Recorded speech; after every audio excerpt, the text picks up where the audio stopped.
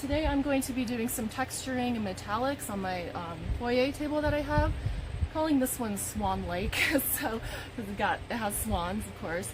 So I'll be using texturing using the metallics. This is in Rust-Oleum's, what's it called, Sea Mist.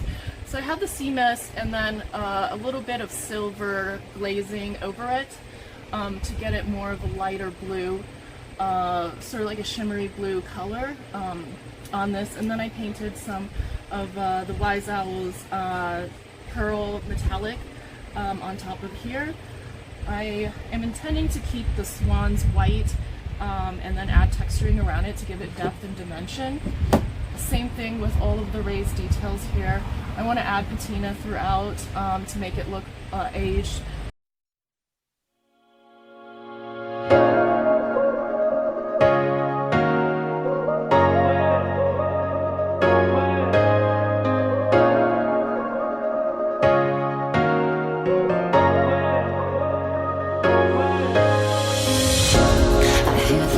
Fire.